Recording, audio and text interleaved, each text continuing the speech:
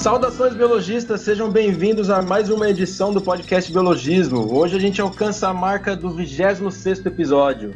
Meu nome é Flávio, eu sou biólogo e pela primeira vez em 2021 temos companhia. Uhul! Hoje conversaremos sobre fobias de animais com uma psicóloga, que será apresentada daqui a pouquinho para vocês. A gente está numa grande expectativa pela conversa de hoje, então aproveita para lavar aquela pia de louça suja por aí, ouve o episódio até o final e, se possível, dá um feedback pra gente do que você achou do episódio. Opa, eu sou o Ribas e como bom filho de psiquiatra, eu adoro essa parte de psicologia, de comportamento, animal, humano, o que seja, essa parte eu adoro mesmo. E como um bom cinéfilo também, temos bastante coisa a discutir e vocês vão ver que durante a conversa vai rolar umas coisas bem legais. Eu sou biólogo e gestor ambiental e um monte de outras coisas aí. Isso aí, galera, eu sou Aron, sou biólogo, amigo desses dois tranqueiras aí. E pra você que acha que psicologia não tem nada a ver com a biologia, você achou errado, cara. Então fica nesse episódio aí que você vai saber muita coisa legal. E se você ainda não curtiu nossas redes sociais, o pessoal curta, tá? Tem muito meme, muita ciência, muita coisa legal, muita informação que vai desmentir todas essas coisas que você vê no WhatsApp, tá? Na formação do Unizap. Você segue a gente lá que você vai saber toda a verdade por trás das coisas. É tudo biologismo, tá? Facebook, Instagram, YouTube. Segue a gente lá que só sucesso. A meta desse ano são 100 mil curtidas no Facebook, hein? A gente não é o dono da verdade, mas a gente busca sempre as informações com evidências científicas, né? Nada de pseudociência por aqui. Só o chegar mais próximo da verdade, porque se for ver... exatamente. Bom, então hoje não temos a notícia do Ribas, mas temos a curiosidade do Ribas. Acho que pode se chamar disso, apesar de ter uma curiosidade da BBC News Brasil, por sinal, e de 2020 mesmo, janeirinho de 2020, faz um ano essa curiosidade. E a curiosidade é, qual foi a estranha primeira fobia registrada pela ciência? Tem até uma introduçãozinha que eu achei legal colocar. Tipo, a sua respiração acelera, seu coração bate mais rápido, você transpira, seus músculos tensionam. O que acontece no seu organismo quando você tem uma reação fóbica? No cérebro, a amígdala reconhece uma situação como perigosa. O hipotálamo desencadeia sua resposta de luta ou fuga. O hipocampo registra seu medo para lembrá-lo da próxima vez que enfrentar algo semelhante. Há mais glicose no sangue, o que aumenta sua energia. E a gente sabe que, na maioria dos casos, o córtex pré-frontal, né, ele pode tentar acalmar, né, com pensamentos assim, mas nem sempre com fobia você consegue controlar muito bem isso aí. E é um pouco isso que a gente vai até conversar sobre hoje. E aí, qual foi a primeira fobia, assim, registrada, né? Foi descrita pelo Hipócrates, foi há 2.500 anos, e ele falava que tinha um homem que ficava aterrorizado com a música de uma flauta, mas somente se ele ouvisse ela à noite. Então era uma fobia de flauta à noite, da mesma música. Então é uma coisa meio, sei lá, meio estranha, assim, né? Tipo, uma fobia bem específica. Bem específica essa fobia.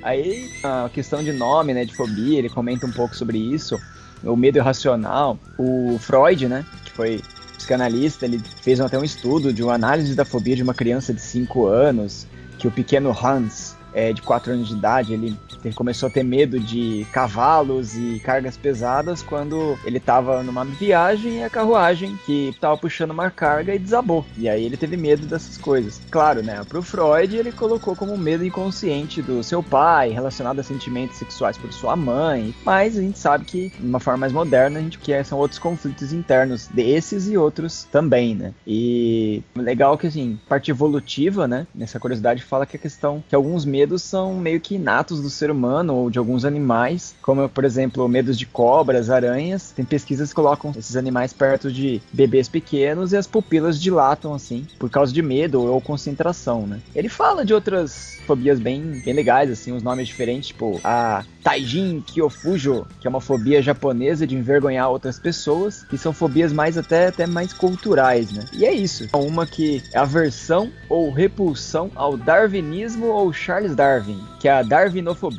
Cara, oxi, tem nome de tudo, né? Tem fobia pra tudo mesmo, né? Hoje em dia o que mais tem é fobia de vacina, né? Acredite, tem ela também. Não, mas é uma fobia que diferente essa, né? O tipo de fobia então, é meio complicado.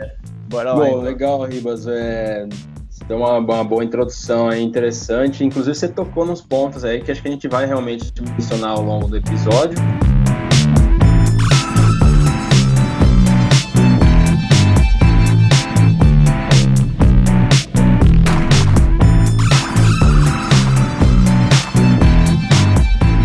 mais delongas, né? Antes da gente ir para o tema principal, quero agradecer muito a nossa convidada por ter encontrado uma brecha aí na agenda apertada dela, né? E dizer que é sempre um prazer bater um papo com ela. E, como eu estava comentando aqui fora do ar, a nossa convidada foi minha chefe por uns 8 ou 9 anos, né? Lá no meu trabalho. E acabei de descobrir que ela vai voltar a ser. Então, Vanessa, muito obrigado por aceitar o convite. Seja muito bem-vinda, Vanessa Souza. Boa noite, gente. Eu que agradeço o convite do Flávio, do Ribas, do Aron. Sigo a página de vocês no Face, nas redes sociais. Acho o conteúdo muito legal, informativo, importante aí nesse momento que a gente está vivendo. Vou falar um pouquinho, né, da minha formação. Eu sou psicóloga, fiz logo na graduação, eu tinha muito interesse em pesquisa, então comecei aí uma iniciação científica na parte de neurociências, mais para essa área de neurociências, e dei continuidade nesse investimento aí na área no mestrado e no doutorado. O Ribas até falou um pouco, achei bem legal, ele falou um pouco aí de algumas estruturas encefálicas que estão envolvidas, né, na resposta de medo, amígdala, hipocampo, hipotálamo.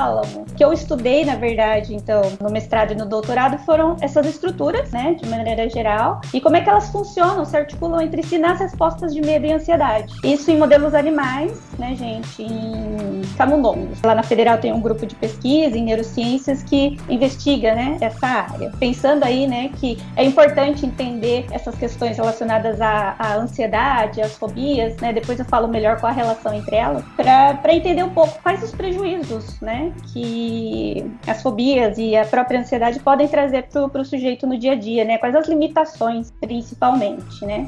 Atualmente eu sou docente do curso de psicologia da Unicep, já estou lá um bom tempo, como o Flávio falou, né? Fui chefe dele por um tempo, agora voltaremos a trabalhar juntos de novo. Já estou lá na Unicep há 12 anos, né? Dando aula na psicologia. E também dou aula sobre, né, a minha área de atuação lá envolve também as disciplinas relacionadas a comportamento animal, as neurociências, né, pensando um pouco aí na fisiologia, né, a neurofisiologia e um pouco também de psicopatologia, né, porque a gente acaba enveredando para essa área também. Acho que é isso, Flávio. Tá ótimo, obrigadão pela breve apresentação sobre a sua formação. E então vamos lá, né? Cair de cabeça aí nesse tema de fobias. Eu quero fazer uma coisa antes da gente entrar mesmo de fato, né? Como o tema de hoje é fobias mais voltado para o mundo animal, né? Quero saber de vocês três, se vocês têm fobia de algum animal ou muito medo apenas de algum animal. Vamos começar pela Vanessa, que é a nossa convidada. Olha, eu não diria que é fobia, porque eu nunca estive de fato diante desses dois animais, né? Mas eu não gosto de ver foto, eu não gosto de ver vídeo, cobra e aranha, gente. Eu acho que cobra até mais, né? Eu não gosto nem de ver filme, nem de ver vídeo comercial, foto, não consigo. Me sinto mal, me sinto desconfortável. Não chego a ter aquelas reações, né, fisiológicas que o Ribas comentou, né? Mas não é algo que eu goste de ver, de estar ali observando. Se for para zoológico, eu evito também, não vou, de jeito nenhum. Essas são duas campeãs ali, né? Então, geralmente no topo do pódio lá, né? Aliás, a gente fez uma enquete, acho que foi um dos mais votados, foi cobra-aranha, né? A aranha foi a campeã, de longe. Aranha, de fato. E você, então, Aron? Cara, na real eu não tenho fobia de bicho nenhum, cara. Nem medo, nem nada. Não posso falar também, não tenho medo de nenhum bicho, porque eu nunca, sei lá, fui fazer um safari e trombei com um leopardo, né, mano? Então eu não posso falar, não tenho medo de leopardo, né? Se eu ver um, né? Mas de bicho não tenho nada, assim, cara. Cobra não tenho também, até fui fazer um curso de manejo de animais peçonhentos e tal. Animal é suave comigo, assim. Aqui tem coragem. E você, Ribas? Eu tenho, assim, desde pequeno, não é um animal, né, mas acho que é um medo complicado, que é medo de palhaço, na época que eu tinha. Palhaço não é animal, velho. Eu sei que não, mas claro você é um animal, né, mano? É um animal pessoa. Não, mas tô brincando, mas o meu medo de animal, assim mesmo, aí eu posso até caracterizar um pouco como fobia, porque eu dou uma travada. E eu não sou disso, porque eu sei que o bicho não tem muito problema em relação a isso. Que é escorpião, que é um bicho, assim, que eu admiro pra caramba, acho mó da hora, assim, uma fortaleza, né, pequenininha, assim. Até bicho milhões de anos atrás, o mesmo esquema. Só que, sei lá, se eu vejo um escorpião, ou se eu sei que o escorpião tá ali perto no lugar, eu já dou uma travada, eu levanto a perna do chão, sabe? Uma coisa meio complicada, assim. Mas, se eu precisasse enfrentar, eu acredito que não é aquela fobia que eu ia ficar travado. Eu ia enfrentar e boa. O Conan, né? O cara vai enfrentar o escorpião, né? Eu também não tenho fobia de nenhum bicho, não. Mas, que nem o Aron falou, né? Se aparecer um leopardo, algum bicho assim, é óbvio, né? Que qualquer pessoa não ia querer enfrentar o bicho, né? A gente sabe do perigo que tem. Mas se tem um bicho que não diria travado, mas que geralmente eu paro, espero o bicho ir embora, é a mangava, né? Não, mas aí não é nem entra nesse negócio aí, porque, tipo, até o leão deve ter medo dessas coisas aí. O mais irônico é que o único bicho que me deixa meio receoso tem um ninho atrás da minha sala. E aí, volta e meia, elas entram voando ali na minha sala. Só escuta aquele barulho de helicóptero, eu fico olhando e fico parado esperando ela ir embora. Mas mangava não é nem medo que a gente tem, né? Respeito, né? Exatamente. Mas beleza, então, esclarecidos as fobias, vamos tentar definir, fazer uma diferenciação aí. O que você acha, Vanessa, da gente começar falando sobre a diferença entre medo e fobia? Perfeito. Vamos colocar, né, um pouquinho aí o que seria o medo, né, a resposta de medo, e mesmo a emoção. Tenho certeza aí que todo mundo que está escutando esse podcast já sentiu medo, né? O medo é uma resposta emocional que é muito estudada, né, tanto na psicologia quanto na psiquiatria, nas neurociências, né, em geral. O que eu queria trazer aqui, talvez muitos de vocês já tenham até tido contato com essa informação, é que o medo é uma resposta emocional comum, né, e importantíssima para a nossa adaptação, para a nossa sobrevivência, né? Se a gente for pensar um pouquinho, né, na evolução, os meninos estavam falando aí sobre essa questão da fobia ao darwinismo, né? Eu falei, meu Deus, né? Complicado. Mas vamos pensar, né, que essa resposta emocional, embora ela seja desagradável, né, do ponto de vista psicológico, cognitivo, porque gera uma sensação de mal-estar, né, quando a gente pensa no lado cognitivo da coisa, né. Além disso, quando a gente sente medo, a gente também, como o próprio Ribas já comentou aí na introdução do tema, diante aí de um estímulo, de uma situação que nos cause medo, o nosso corpo muda, né, o coração acelera, a adrenalina, né, é disparada aí para dar esse aumento, né, na frequência cardíaca, um aumento na frequência respiratória, para você obter mais oxigênio, o sangue se direciona realmente para os músculos, né? Isso tudo para preparar, né, esse organismo para uma resposta. E essa resposta precisa ser rápida, né, gente? Vamos pensar lá atrás, há milhões de anos atrás, quando esse homem vivia aí nesse ambiente, que não é esse ambiente nosso agora, mas era um ambiente extremamente inóspito, né, extremamente hostil.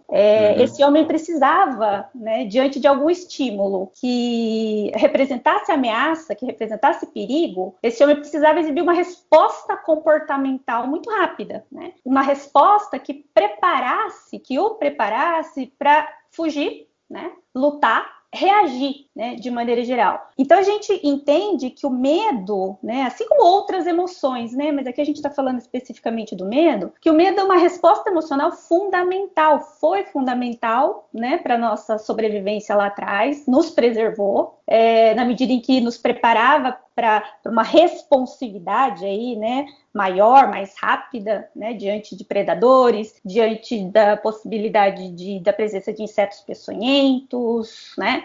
Enfim, é uma resposta emocional fundamental, né? Foi fundamental lá atrás para a nossa sobrevivência e ainda é hoje. E tem esse grande valor adaptativo. E em função disso, né, o que a gente entende a respeito do medo, da resposta emocional ao medo, e aí, gente, né, medo a gente pode chamar de resposta emocional ou comportamento, tá? A gente pode entender aí o medo como uma resposta complexa, né, que tem os componentes, né, internos, né, os pensamentos, as alterações fisiológicas, né, mas tem o componente externo também, né, o comportamento que você emite, né, quando você está com medo, né? E aí é importante pensar, então, que nós já nascemos, todas as espécies animais, inclusive nós, seres humanos, já nascemos, né, com essa resposta emocional. Então, nós dizemos que o medo é uma resposta emocional inata, né? Exemplo mais simples aí, né, gente? Se um bebê recém-nascido escuta um barulho, né, muito alto, né, um barulho repentino muito alto, esse bebê vai chorar. Essa é uma resposta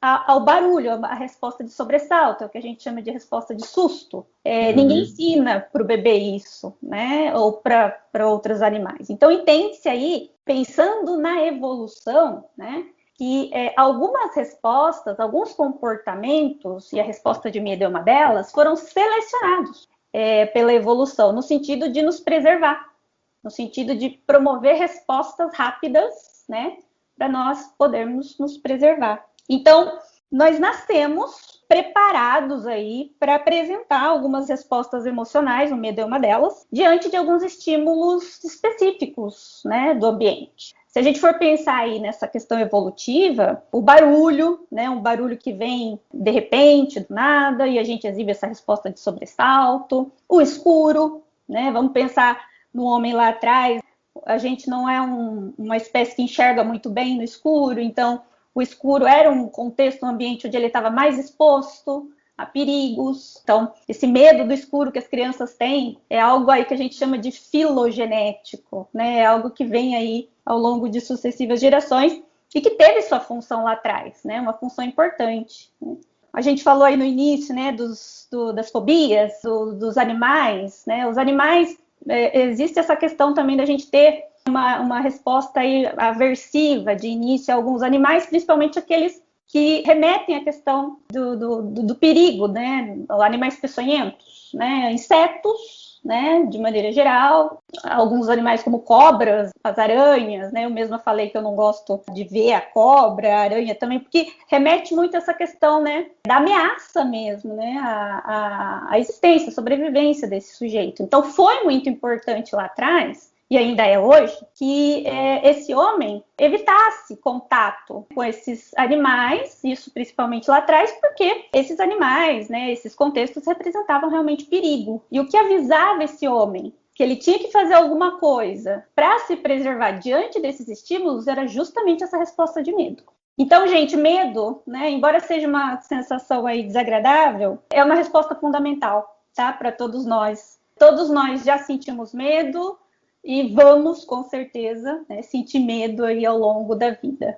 Realmente, medo é uma coisa que é inerente, né? É inerente ao fato de se estar vivo. E aí, gente, até lembrando, ó, daí essa dificuldade que a gente tem, né, de controlar. Acho que algumas pessoas que se questionam, será que dá para controlar uma resposta de medo? E vem esse caráter irracional, muitas vezes, né? Da resposta de medo, né? Realmente é difícil controlar uma resposta de medo, é difícil controlar uma resposta de raiva, porque entende-se aí que são respostas, né, inatas, né? Elas não foram ensinadas pra gente, elas são inatas e elas precisam surgir muito rapidamente para que esse indivíduo reaja, para que esse indivíduo se defenda, no caso da raiva, ou no caso do medo, para que esse indivíduo se preserve, se proteja, fuja, ou tenha força para correr, né, para lutar, se for o caso, né? Então, se a gente for levar um pouquinho aí para a questão do nosso sistema de defesa, né, o Ribas colocou isso no início, achei bem interessante, né? Todos nós temos, todos os animais, né? Todos nós temos um sistema de defesa cerebral, né? Composto aí por essas estruturas que o Ribas citou. A amígdala é a principal delas.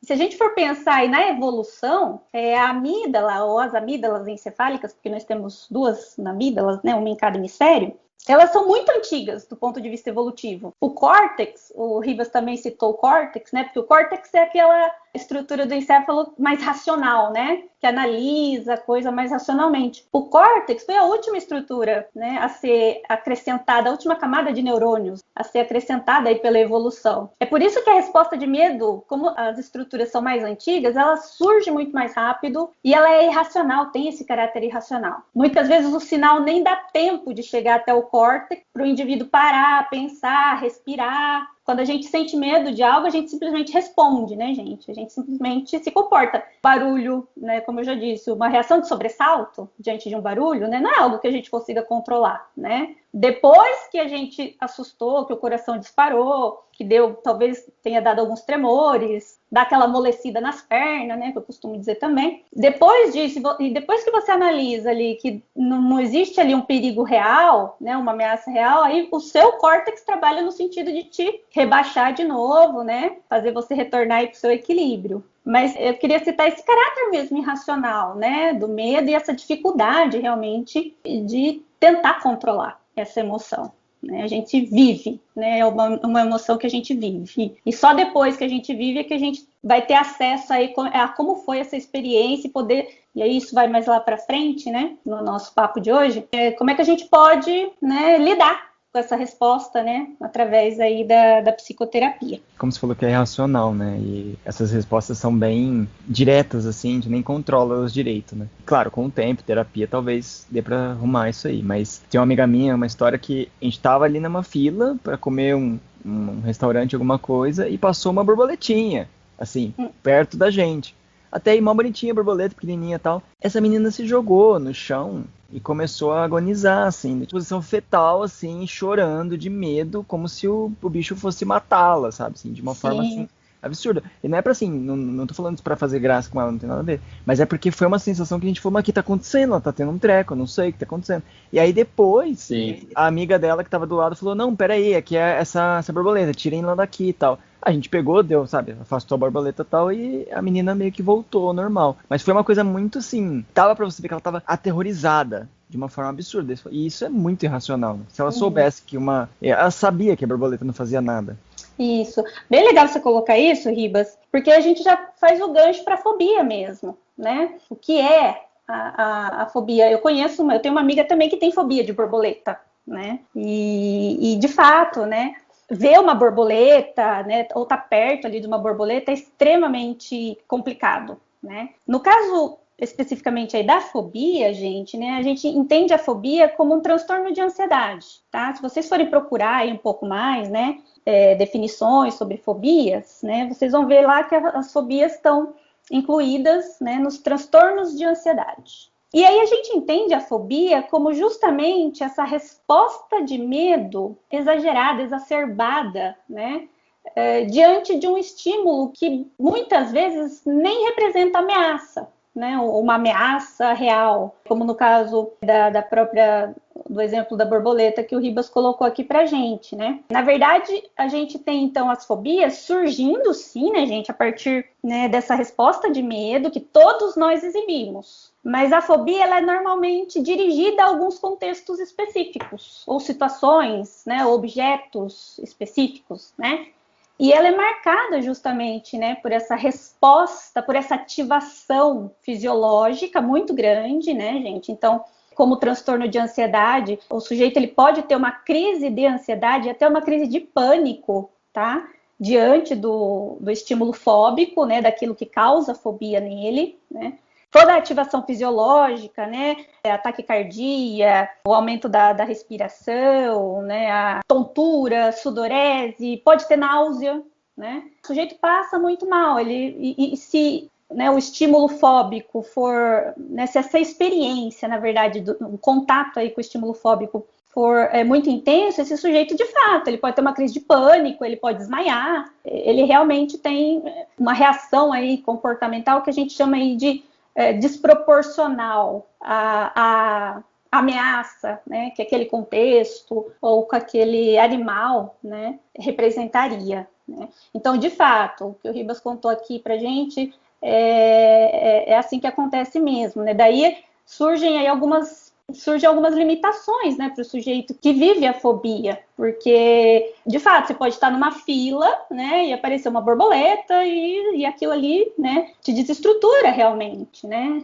A gente pensa aí em alguns animais, insetos, né, mas existem outros contextos aí também que geram bastante essas reações, né, de medo muito intensas, lugares fechados, né? A própria figura do palhaço, tá, gente, né? Tem até um nome em inglês, agora eu não me lembro, né, desse nome, mas existe aí a fobia do palhaço, né, do escuro. Muitos adultos não conseguem, né, ficar no escuro.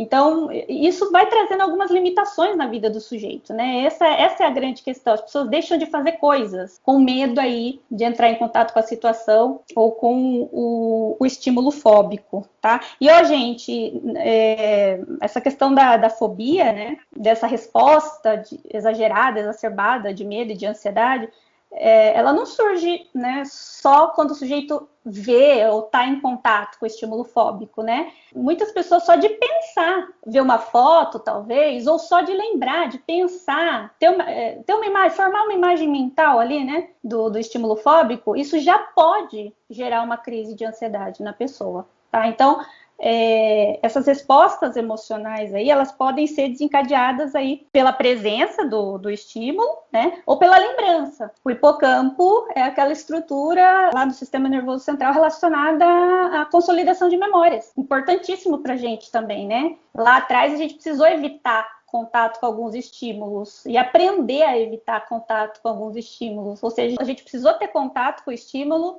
viver a experiência, né, ruim, aversiva, e depois aprender com essa experiência. Ou seja, esse homem lá atrás, ele precisava se lembrar que aquele animal ali, aquele inseto que se parecia ali, que tinha várias patinhas. Não sou bióloga, né, gente? Então, vou falar aqui nos meus termos. O contato com aquele animal poderia ser perigoso para ele. Então, aprender, tá, gente? Essa é uma questão que eu queria falar com vocês aqui hoje também, né? Essa resposta emocional de medo também envolve aprendizagem, tá? A gente aprender com a experiência. Quando a gente aprende com a experiência, e com a experiência aversiva, no caso, isso também favorece a nossa sobrevivência, favorece a nossa adaptação na medida em que a gente não entra ou evita contato com aquela situação ou com aquele inseto novamente, né? Então, às vezes imaginar, né? Se lembrar, imaginar o estímulo fóbico já pode, sim, causar uma resposta de ansiedade grande no sujeito.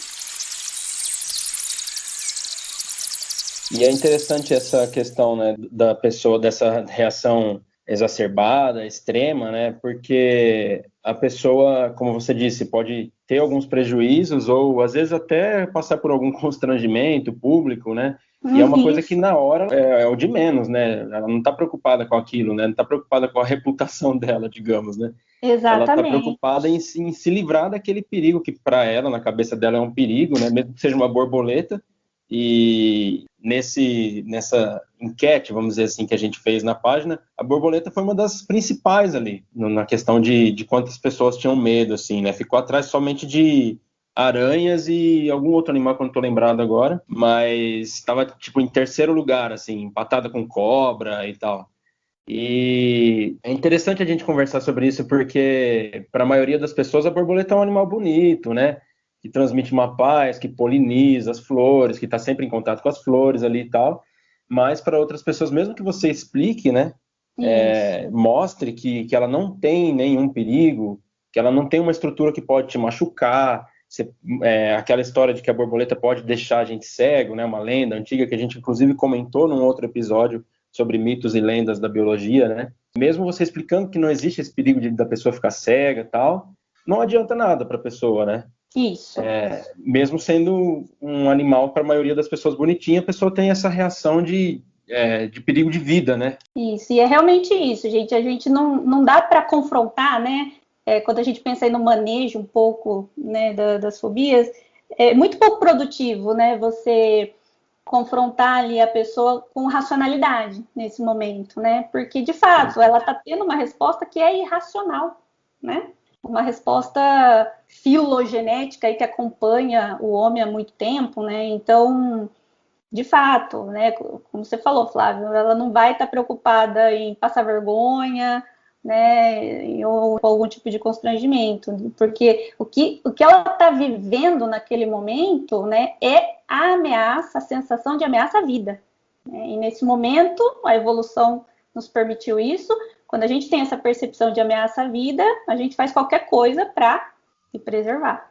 Então, gente, uma coisa que eu queria dizer também a respeito das fobias, né, é que é um assunto extremamente complexo e até difícil de manejar, Porque existe, então, esse componente racional, né? Esse componente que a gente chama de filogenético, herdado aí ao longo da evolução, né? Esse componente aí do medo, né, que todo mundo sente, que é importante, foi importante para nós, é importante até hoje. Mas também existe um componente aí, né, no surgimento das fobias, na origem aí das fobias, que envolve a história de vida de cada um, né, as experiências de cada um. Algumas pessoas conseguem, né, dizer, afirmar, ou tentar pelo menos relacionar. Eu tenho fobia de aranha, porque quando eu era mais criança, eu estava brincando num terreno, levantei uma tábua e vi uma aranha e ela veio para cima de mim, né? A pessoa consegue relacionar, né, o medo com uma experiência que ela teve, né? Mas muitas vezes isso não é possível. Muitas vezes as pessoas falam, olha, eu tenho fobia de tal coisa, mas eu não sei dizer por que eu tenho fobia desse animal ou desse contexto, dessa situação. E aí a gente pensa justamente, né, na importância desse sistema de defesa nosso, né? Veja, eu falei aí que o medo é uma reação, é uma resposta inata, né? O bebê já sente medo, né, gente? Então ele já tem um cérebro com um sistema de defesa. Só que ele não tem um cérebro com um córtex desenvolvido. O que isso quer dizer? Quer dizer que esse bebê, ele tem um aparato aí mínimo para responder a estímulos ambientais com medo, né? Reconhecer talvez o barulho, o escuro, reconhecer esses ambientes e reagir a esses contextos, né? Então nós já nascemos com um sistema de defesa prontinho ali, porque isso é fundamental para a nossa sobrevivência. Todos os animais, né, gente? Só que o bebê, ele não tem o córtex bem desenvolvido. Esse córtex é a estrutura que vai se desenvolvendo ao longo da infância, da adolescência, né? Essa racionalidade, né? A criança só vai adquirindo ao longo do desenvolvimento, né? Então, eu sempre dou alguns exemplos, né? De que, de fato, às vezes a gente não sabe mesmo, né? Dizer por que a gente tem medo de algo, por que a gente exibe essa resposta emocional exacerbada diante de um estímulo. Mas só para dar um exemplo aí para vocês, lógico, né, que as situações são as mais variadas possíveis, né, porque cada um pode ter vivências muito diferentes, né. Mas vamos pensar um pouquinho num bebê que está ali no chão de casa, né, e, sei lá, surge uma barata e esse bebê, né, ele apresenta ali alguns comportamentos de aproximação, de interesse em relação à barata. Por exemplo, tá, gente? Porque a gente também tem que pensar que nós, enquanto animais, né, nós temos uma tendência também a explorar o ambiente, né, gente? Animais fazem isso, fundamental para a sobrevivência também, né? Explorando o ambiente, que animais têm acesso a pistas aí importantes, né? Parceiro sexual, comida, presença de alimento, presença de perigo, né? Isso acontece com o ser humano também, né? Bebês têm essa questão de explorar o ambiente, né? E esse bebê, então, vê a barata, um bichinho ali, tá se movendo, né? E vai em direção à barata. Só que a mãe vê o bebê indo em direção à barata e a mãe exibe uma resposta de medo, né? Muito grande. Por exemplo, a mãe grita, né? E corre e tira o bebê de lá rapidinho. Isso é muito... Existem muitas pesquisas com macacos, tá? A esse respeito. O quanto o medo tem um componente, sim, inato, mas tem um componente de aprendizagem também, aprendizagem por observação, muitas vezes, né? E esse bebê, então, ele se assusta porque essa mãe grita, ela reage muito rapidamente, tira o bebê de lá, e o bebê, né, consegue fazer um pareamento ali, né, muito rápido, porque isso é importante, né, de que aquele animal, e muitas vezes nem é a barata especificamente, mas animais que se assemelhem, né, à barata, são perigosos. São perigosos porque eu observei o modelo. A gente aprende observando. Isso é fundamental também, né, gente, para a nossa adaptação. E aí esse bebê pode começar a apresentar algumas respostas de ansiedade, né? Ou então essa criança, esse adolescente, né? Ou esse adulto pode apresentar algumas respostas de ansiedade ou umas respostas exacerbadas aí de medo diante de alguns insetos, baratas ou insetos que se pareçam com baratas. Ele não consegue dizer por que ele tem esse medo, porque ele viveu uma experiência lá atrás em que, de fato, ele não tinha condições, enquanto sujeito, ele não tinha condições neurológicas para consolidar aquela memória, né? quando somos bebês, crianças, nós somos muito imaturos, né? A gente tem o aparato básico ali do sistema de defesa, outros sistemas, mas essa questão de racionalidade, a gente é muito imaturo. Então, e principalmente essa questão de consolidar memórias. Tanto que, né, é difícil a gente lembrar da nossa primeira infância, por exemplo, né? A não ser que a experiência seja muito traumática, né? Então, de fato, tá? A gente pode ter vivido ali algumas experiências muito cedo, né? De medo, observando, né? Nem sempre vivendo a experiência, tá? É isso que eu queria aqui aí compartilhar com vocês. Nem sempre o sujeito, ele vive necessariamente a experiência do contato, uma picada do animal. Não. Apenas observando a reação de medo, né, de um modelo, ele aprende a ter medo. Macacos, estou até me arriscando em falar aqui com os biólogos, né, mas isso é muito comum, essa leitura em psicologia. Há vários estudos que mostram aí, né, como filhotes de macacos, muitas vezes, se você fizer ali uma experiência em que você divide gaiolas, coloca a cobra numa gaiola separada ali por arame, né?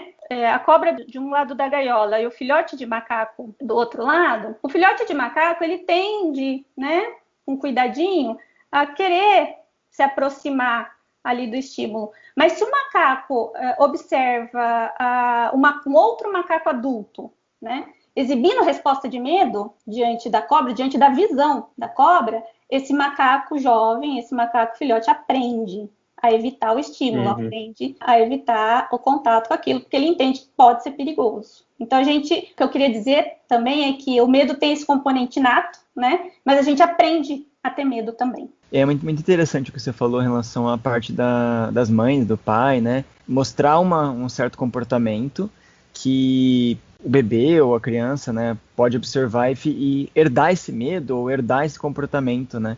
Eu lembro que minha mãe, por exemplo, ela sempre falava assim, se o bebê tá andando, ele cai, não é pro pai fazer, ai meu Deus, porque aí a criança vai olhar e falar, socorro, meu pai tá fazendo, minha mãe tá fazendo isso, tá desesperado, então eu vou chorar aqui que nem um louco. Aí a criança sempre vai ficar com muito medo, chorar e etc, de cair ou fazer aquele esperneio todo, né? Exatamente.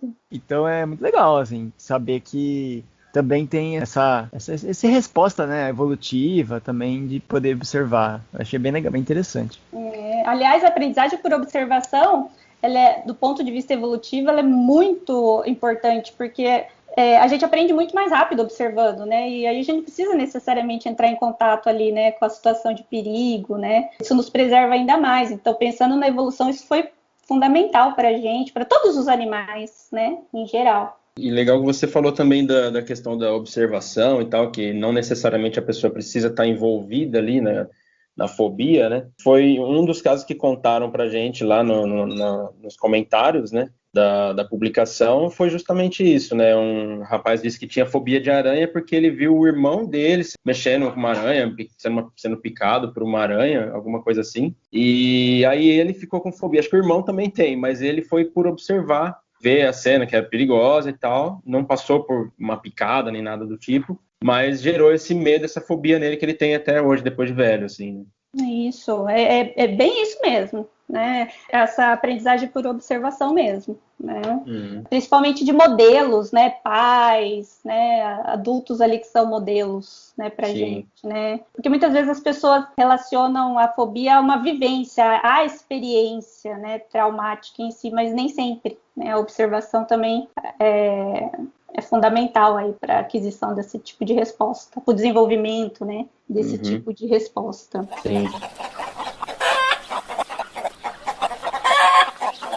É tipo aqueles programas que falam que vai curar a fobia dos outros. Tem medo do que de sapo? Taca o cara num aquário cheio de sapo, né, mano? Nossa, meu Deus. Exato. Melhor terapia, cara. Você taca de cobra, taca naquele poço do Indiana Jones ali.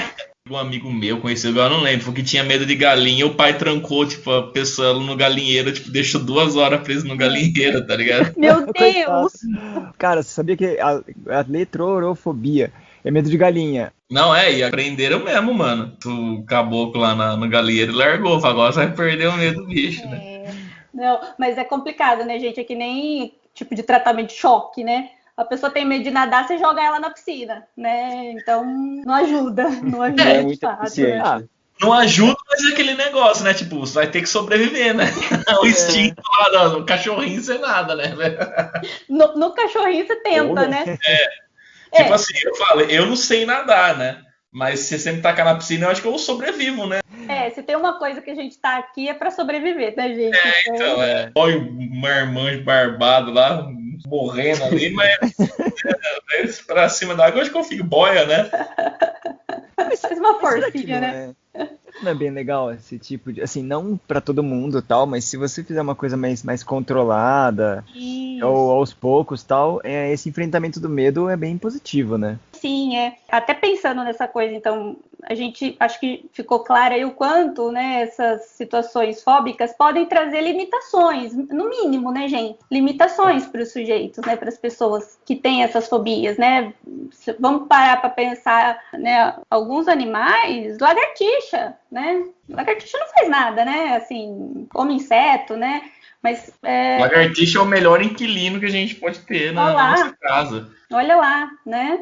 Eu particularmente, né, não tenho nada, né, a respeito de medo, né, versão de lagartixa. Nenhuma lagartixa caiu em mim também, né, gente? Então, né, não vivi nada muito parecido. Então, por enquanto, mas tem pessoas que só de imaginar, né, que tem lagartixa ou que tem, que pode ter uma barata ali no ambiente, não consegue dormir, né? Fica pensando naquilo, os pensamentos, né? E aí a gente pensa aí nos pensamentos, desencadeando essas reações de hiperexcitação, né, de ansiedade. E minimamente isso causa, né, limitações, quando não prejuízos mais sérios, né, para as pessoas. Se a gente pensar aí nas pessoas que deixam de viajar por ter medo de entrar no avião, que é um lugar fechado, né? Conheço pessoas aí que preferem viagens a trabalho, às vezes, preferem viajar horas de carro, 8, 10, 12 horas de carro para não entrar no avião e fazer essa viagem uma hora. Até deixam de fazer compromissos, né, de executar compromissos, ou até de viajar com a família, né? Aí a gente já tem problemas nos relacionamentos, né? Porque para quem não tem essa fobia,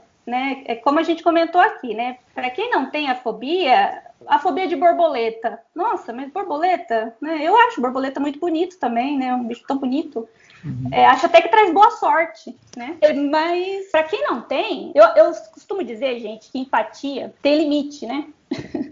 Empatia tem limite, porque você não está vivendo a reação interna que a pessoa está vivendo diante daquele estímulo. Você não está vivendo o medo que ela está vivendo, né? Então, sim, muitas vezes essas pessoas até sofrem algum tipo de preconceito ou minimamente de incompreensão, né? Porque, nossa, borboleta, né, não faz nada, lagartixa, né? A barata é nojenta, não pica, não representa perigo, né? Então, minimamente, as pessoas vão deixando de fazer coisas, vão deixando de... né, os relacionamentos vão ficando mais complicados, né? Por essa falta aí de entendimento, de compreensão. Trazendo aí, né? Além dessa questão do mal-estar, né, que pensar no estímulo fóbico, pensar no animal causa, do próprio mal-estar que isso já causa, é tentar fazer com que as pessoas compreendam que esse medo é real, embora ele seja irracional, ele é real. Né? Então, a gente tem aí situações bem difíceis, em que o sofrimento pode ser bem, bem problemático, né? Você lembrou, né, você falou de medo de avião, né, tudo mais. Eu vou dar uma de Susan hoje e vou falar sobre o Senhor dos Anéis. O Boromir, né, o ator, nas filmagens, eles iam para montanhas, eles iam para lugares ermos, né, e eles tinham que levar, assim, as armaduras e as coisas do tipo, porque eles estavam vestidos. E o resto da galera ia de helicóptero, né, desses lugares. E ele tem muito medo de helicóptero. Então ele ia a pé até todos os locais de gravação, com todas as armaduras e tudo mais. Então, respeitem o pessoal, mesmo com medo, o pessoal é guerreiro. É guerreiro, porque é como o Arão falou, é sobreviver, né? Aí. A questão é sobreviver. Se para isso eu vou ter que andar a pé não sei quantos quilômetros e eu tenho que fazer isso, então vamos lá, né? É o instinto mesmo, né? Essa coisa inata, instintiva aí de sobreviver mesmo. Se você não sabe quem que é o Boromir é o Ned do Game of Thrones, é o Ned Stark.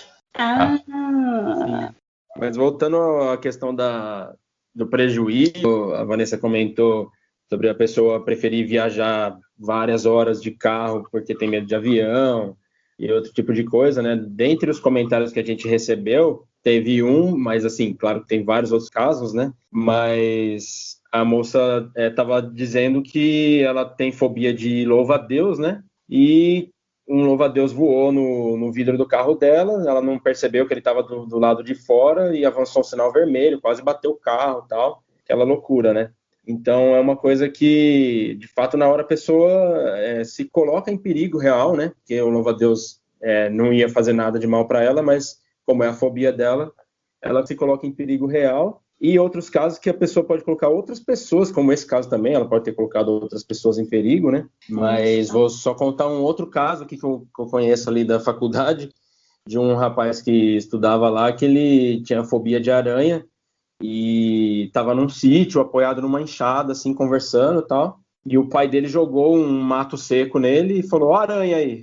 Aquela brincadeira saudável. E aí a reação do cara foi levantar a enxada e bater no tornozelo do pai dele. Nossa, aí.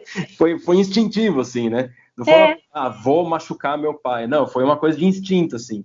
Trincou o tornozelo do pai e tal, o cara não pôde trabalhar por um bom tempo. Então é uma coisa que quem não tem medo acaba fazendo piada com isso, mas é uma coisa que a gente... Não vou ser hipócrita aqui e dizer que eu nunca joguei um rato de brinquedo na minha mãe, que tem fobia de rato, mas é uma coisa que a gente tem que amadurecer e, né, perceber o perigo, né, dessas brincadeiras, né? Isso. Esse exemplo, né, Flávio, que você comentou aí da pessoa que estava dirigindo, né, eu acho que representa bem esse caráter da irracionalidade, né? O que ativa primeiro, né? Ela viu ali o estímulo, né, que causa fobia nela, e esse sistema de defesa é ativado, né? E nessa hora, gente, é a sobrevivência que importa, né? Então, realmente, o sujeito é tomado ali por uma excitação corpórea e ele age sem pensar. Quem faz a gente pensar? O córtex, mas não é o momento do córtex aparecer muito nessa hora, porque a resposta precisa ser rápida. A questão é que o louva-a-Deus, de fato, né, ele, a princípio, não representa ameaça, né, mas a gente não sabe que experiência que ela teve, né, com esse tipo de animal. Mas está muito representada esse caráter, né, impulsivo, né, e instintivo mesmo, né, da resposta. Não é hora de pensar, né? Eu costumo dizer para os meus alunos, né, quando a gente vê um inseto ali, você está ali, eu sempre dou esse exemplo em sala de aula.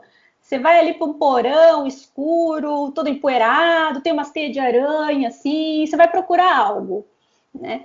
E você abre uma gaveta, né? Você está procurando algo ali, mas você já tá compreendendo ali que aquele ambiente, porão, escuro, teia de aranha, né? Que aquilo ali não é um ambiente, né? Pode ser que tenha alguma aranha ali, algum inseto, né?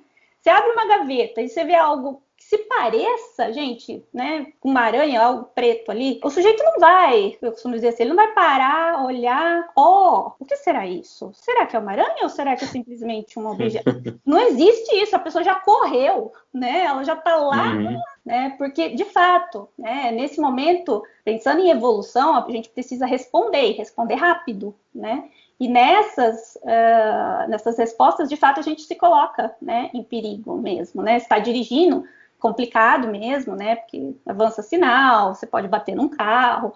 No caso desse outro exemplo que você citou, né, Flávio? É reação instintiva, né? Sobrevivência, gente, né? Então, se tá com algum objeto, né? Pode causar algum prejuízo, algum dano aí, uma enxada, por exemplo, né? A probabilidade de causar alguma coisa, ou em si, ou em alguém próximo, é grande também. Mas não é nada, né, intencional, né, gente? É essa questão irracional mesmo. Você tá falando de medo de ser humano, né, na maior parte das vezes, porque é o que a gente tem mais próximo. Mas me lembrou um pouco aquela brincadeira que o pessoal tava fazendo nos vídeos, de colocar um pepino perto de um gato, e o gato, quando virava pro lado, ele se jogava de uma forma assim absurda, saia correndo. Sim. E aí o pessoal achava engraçado, mas isso também, né, é até evolutivo, né? Exatamente. Cobra, alguma coisa estranha. É bem isso mesmo. O pessoal ri, né, tal, e você vê que o gato fica todo, né, eriçado, né, aquela postura ali de defesa, tal. É resposta de defesa, né, que é bem instintiva mesmo. E como você comentou anteriormente, né, Vanessa, é o mesmo esquema, né, tipo, a primeira reação é pular, é fugir, aquele susto. Depois, quando vai acalmando, tal, ele vai percebendo que aquilo não representava realmente um perigo. Aí até pode vir a questão do gato querer explorar e tal, né? Mesma coisa com a gente, né? Isso. Depois que passa essa ativação maior aí, nesse alarme, eu costumo dizer que o nosso sistema de defesa no cérebro, essas estruturas aí que compõem o sistema de defesa, elas soam como, diante de alguns contextos, é como um alarme, né? Uma sirene ali que te alerta de algo, só que em determinado momento, né, à medida que o sujeito vive ali, observa melhor a situação, ou conseguiu se afastar da situação, do contexto, e esse alarme diminui de intensidade, porque ele não fica também ligado o tempo todo, porque imaginem vocês, né, se a gente tivesse essas respostas de taquicardia, né, de agitação o tempo todo, né, também não seria adaptativa. Essas respostas, elas precisam acontecer em momentos específicos, né? Nos momentos em que, de fato, esse sujeito, esse animal, né, esteja sob ameaça. E depois que esse sujeito, esse animal se afastou ali do contexto, né, se sente um pouco mais seguro, né?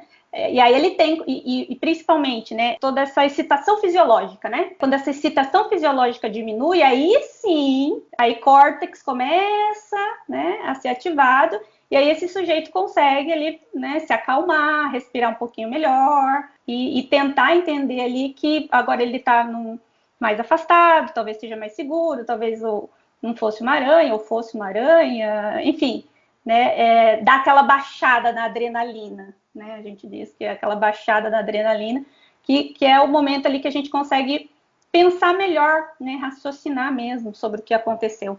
Ainda falando sobre essa questão das brincadeiras, né, com o gato, com o ser humano e tal, dentre os comentários que a gente recebeu lá na página, tinha uma moça que diz que tem fobia de lagartixa, mas ela não se importava e até gostava das lagartixas quando era criança. Parecia uma lagartixa, ela colocava ela para fora de casa e tal, né? Ela tinha uma relação harmoniosa com as lagartixas. Mas aí um dia ela foi ajudar a limpar uns materiais de construção, aí não sei se eram irmãos, parentes ou amigos, começaram a colocar medo na menina, fingindo que iam jogar lagartixa em cima dela e tal. E isso desencadeou uma fobia na menina, que ela não tinha, mas acabou surgindo. Aí ela diz que hoje ela não consegue ficar no mesmo cômodo que uma lagartixa, porque ela fica imaginando várias formas da lagartixa caindo em cima dela. Quer dizer, essas pessoas foram responsáveis pelo surgimento da fobia nela, né?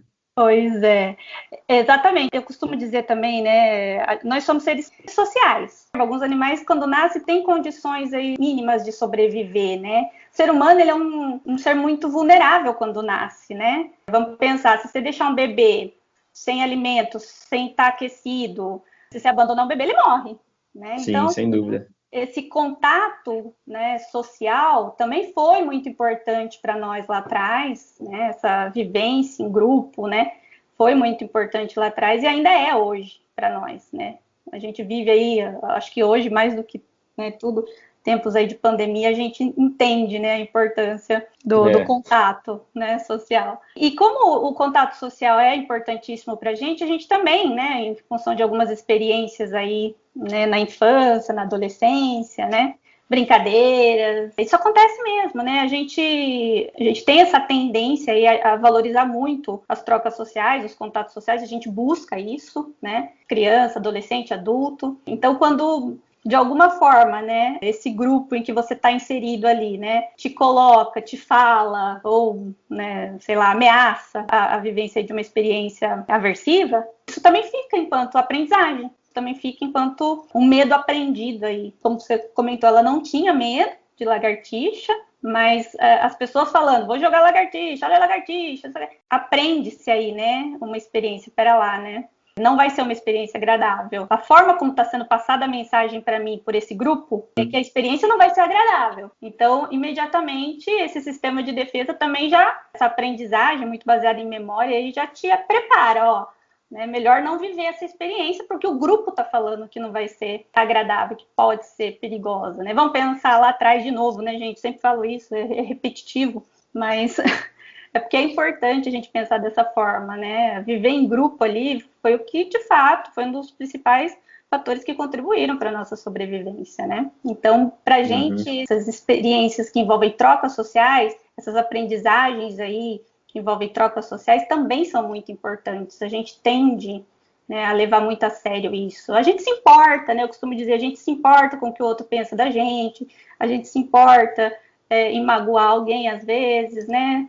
Da onde vem, né, essas questões? Dessa necessidade da gente preservar o contato social, né? Porque isso foi importante lá atrás, ainda é importante hoje. Sim. Gostei dessa abordagem, você ter mencionado essa questão da importância do grupo e tal, e mesmo ela sabendo que a lagartixa não tinha perigo para ela, acabou que a ameaça do grupo ali, a brincadeira, se tornando maior do que a razão, né? É interessante esse ponto. É bem isso mesmo. Essa parte de grupo também pode ser vista do outro lado, né? Em relação a você pegar os medos e por causa que o grupo tá corajoso, por causa de alguma coisa e tudo mais, e te dá a coragem, você às vezes consegue enfrentar aquele medo ou entender que aquele desconhecido não é tão aterrorizante quanto você imaginaria antes, né? Então é isso. Verdade. Viver em grupo, estar em grupo é importante porque funciona como apoio pra gente, né? Um apoio psicológico aí, né? Você compartilhar os medos, compartilhar as angústias, né? Ver que o outro também pode viver, também tem medo, né? Mas está ali, está fazendo, então vamos fazer também, né? Essa fonte de apoio, a gente chama isso de apoio social, né? O apoio social é fundamental, né? Para nós, para todos nós. E sim, é um fator de proteção, sim, para o desenvolvimento mais saudável do sujeito, importantíssimo.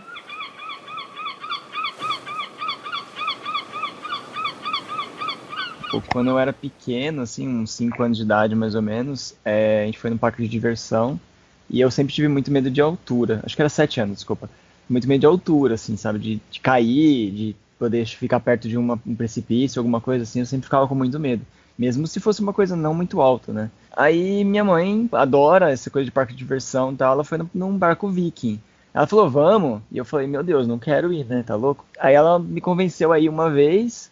Aí eu fui, morri de medo, sabe? Fiquei totalmente aterrorizado, assim, porque ela falou, vamos lá no fundo, né? Nossa. No meio não tem graça. E esse brinquedo, vamos combinar, né, gente? Dá medo mesmo. Ele dá aquele frio na barriga, né? Meu Aí você Deus. fala, vixe, vou sair voando daqui, né? Exatamente, a impressão que você tem que você vai voar. Então. Aí eu fui a primeira vez, tal, aí eu tava assim, suando frio, né, com medo e tal, ela parou, olhou pra minha cara, assim, ficou na altura dos olhos e falou assim, você viu que você não morreu? Você viu que foi de boa? Ah, mas fiquei com medo. Sim, a gente tem medo, mas você não quer ir de novo? No primeiro momento eu falei, vixe, será que eu vou, né, será que eu não vou, tal. Aí do nada ela falou, não, vamos lá, vamos mais uma vez, você vai ver que não é tão problemático assim. E aí ela me convenceu, eu fui de novo, só sei que depois dessa segunda vez, a gente foi mais 12 vezes. Porque eu peguei o gosto e falei, legal, não tem problema isso aí. E, sei lá, hoje eu acho que assim, eu até agradeço muito ela, né? Porque eu sempre tive muito medo dessas coisas. Aí, do nada agora, se for pra subir num avião pra pular de paraquedas, eu me jogo antes do instrutor falar alguma coisa. Eu jogo ele junto, assim, sabe? Então, é engraçado essa forma, né? Com um incentivo assim, mostrar que o negócio não é tudo aquilo. Passar pela experiência talvez seja bem positivo, assim, em vez de você fugir dessa experiência o tempo todo.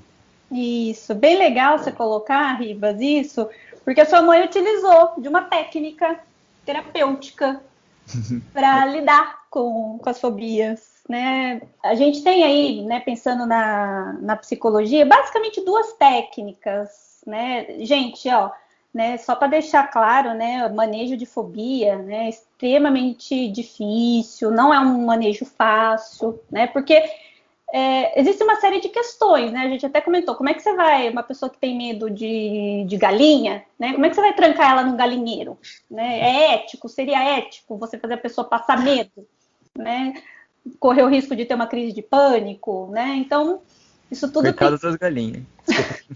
As galinhas, imagina, um cara gritando, as galinhas falam, meu Deus, morre uma Exatamente. E ainda colocar em risco as galinhas, né, gente? Estressar as galinhas, né? Então, a questão aí do manejo, né, terapêutico envolve muito... caso a caso, né? Você precisa ali entender, né, qual é a fobia que a pessoa tem, né? Qual é o grau, né, de ansiedade, né, que pensar no estímulo fóbico causa... tá ali diante do estímulo fóbico causa. E a partir daí, tentar fazer com que essa pessoa, sim, entre em contato com a situação, viva a situação, entre em contato com o estímulo fóbico, mas num ambiente ou em circunstâncias mais controladas. No seu caso, Ribas, você tinha uma figura ali importante, né, de segurança, que era a sua mãe. No caso, ela utilizou ali de uma técnica que a gente usa também, que é expor, sim, né, a pessoa, né, a situação que ela teme, a situação que ela tem a fobia, mas garantindo um grau de segurança, né, para essa pessoa. E nesse caso pode ser essa figura, né, pai, a mãe, quando a gente pensa numa criança, né, principalmente, outros contatos sociais importantes, outras figuras, né, de apoio social importante, né, o próprio psicoterapeuta, né, gente, o próprio psicólogo, ao longo aí, né, da psicoterapia, o objetivo também é desenvolver esse vínculo, né, de confiança com o paciente, né. É importante que o paciente saiba que o psicólogo não vai expor, né, esse paciente a nenhuma situação que cause, né, sofrimento para ele ou que ele não queira viver. O Ribas colocou aí, né, ó, né, vamos lá, sua mãe falou, vamos lá, né, você ainda estava com medo, mas você estava com uma figura de segurança importante e você teve vontade, você não foi obrigado a entrar lá no barco Viking, né, que é um brinquedo bem legal, mas de fato dá muito medo mesmo. Então vale esse componente aí, tá, gente, no manejo, né, das fobias, né, tentar fazer com que esse sujeito entre em contato, sim, mas em situações ou em contextos mais controlados, né, mais seguros para esse sujeito, né. Essa exposição direta, como aconteceu aí com o Ribas, né, essa exposição direta ao estímulo fóbico, à situação, é chamada de contracondicionamento. Esse é só o nome da técnica, tá, gente? Se vocês tiverem curiosidade depois, até posso passar algumas leituras, tá? Que é você, né, expor, né, é óbvio que você tem que avaliar, né, o quanto esse sujeito consegue, o quanto ele, do ponto de vista ali, né, de ativação fisiológica, de ansiedade, né, o quanto ele consegue estar presente naquele ambiente, o quanto ele consegue viver aquela experiência, garantindo para ele minimamente segurança, né, mas principalmente, né, contando aí com a motivação desse sujeito para viver a experiência, mesmo ele sabendo que ele vai ter medo. A questão é que a gente costuma dizer, o sujeito, a pessoa procura ajuda, né, para essas questões, quando os prejuízos que ela está tendo na vida dela são muito maiores do que os benefícios que ela está tendo fugindo das situações fóbicas. E quando ela percebe que os prejuízos são muito maiores, né, ela entende que, né, nesse contexto aí de maior segurança, mais controlado, ela vai viver minimamente o desconforto, ela vai viver minimamente o medo, mas ela entende que, como ela está tendo muito mais prejuízos, é importante minimamente lidar, né, com esse medo para não ter tantos prejuízos, né, para não viver tantas limitações. Uma outra forma também, né, e aí eu sou mais adepta dessa, tá, que eu vou falar agora por último. Uma outra técnica que é muito utilizada também é a chamada de dessensibilização sistemática. O processo de dessensibilização é você dessensibilizar um sujeito, uma pessoa que está sensibilizada, né? Sensibilizada por uma experiência, sensibilizada por algo, né? Então, a ideia é um pouco diferente da exposição direta, né, ao estímulo fóbico. A ideia é apresentar, sim, né, o sujeito às situações, ou a figura, né, o objeto fóbico, mas de forma gradual, progressiva. A gente costuma fazer um protocolo, né? Isso de novo, né, gente? Cada caso é um caso, esse protocolo ele é individual, depende aí, né, de uma avaliação importante que o psicólogo precisa fazer com o sujeito, né, antes de iniciar aí, né, essas técnicas, mas realizadas todas essas avaliações, né, estabelecido aí o protocolo, a ideia é fazer com que o sujeito vá se expondo gradativamente, né, ao estímulo fóbico. É o exemplo que eu dou, porque eu acho que fica fácil de entender, né? Vamos pensar numa pessoa que estava caminhando na rua e sofreu um ataque de um cão, né, uma mordida, enfim, né, e viveu aí uma experiência bem difícil, né, com a mordida do cão. E aí essa pessoa passa a desenvolver uma fobia importante em relação a cães. Não só, né, ao cão, isso a gente tem essa coisa da generalização, né, gente? não só ao cão que a atacou, mas a outros cães também. E vamos pensar, essa pessoa, a partir dessa experiência, só de pensar em sair de casa para uma caminhada ou para ir na padaria ali na esquina, ela vive a ansiedade, ela vive o medo, justamente pelo fato de poder encontrar um cão, né, pelo caminho aí mesmo na coleira, com o dono, né, e viver outra experiência como a que ela viveu. Muitas pessoas também, né, adquirem algumas fobias depois de sofrer algum acidente de carro, né, uma batida de carro, aí não consegue dirigir mais, né, tem prejuízos importantes também, não consegue entrar no carro, né. Então a ideia nesses casos, quando os prejuízos são maiores, né, a pessoa entende que os prejuízos são maiores, né, do que a evitação, né, do estímulo, então não dá para ficar em casa o tempo todo. Eu gosto de caminhar, eu gosto de fazer exercício ao ar livre, né? Mas eu não estou indo mais porque eu posso encontrar alguém com cachorro, né? Quando os prejuízos são maiores e o sujeito busca ajuda, né? A gente conta com uma parte importante aí, que é a motivação desse sujeito para lidar. Eu não digo superar, gente, porque essa é uma palavra complicada, né? Mas para manejar, para lidar com a situação. Na dessensibilização sistemática, a ideia é fazer com que esse sujeito, então, vai entrar em contato aos poucos. Ele foi atacado por um cão. A ideia do protocolo é tentar, se eu te mostrar fotos de filhotes de cães, você acha que você vai se sentir bem? Você acha que você vai se sentir confortável? Você quer tentar experimentar, ver fotos de filhotes, né? E a ideia é, com a concordância ali do sujeito, né? Bom, não, vamos tentar medir ali, o sujeito te falar qual é o grau de ansiedade que ele vive quando ele olha para a foto do filhote. É óbvio, se a fobia for extremamente intensa, ele vai viver minimamente, né, uma reação de desconforto. E também, junto com essa experiência aí, né, do sujeito entrar em contato com o estímulo fóbico, fazer ele também entender quais são as reações que o corpo dele está tendo,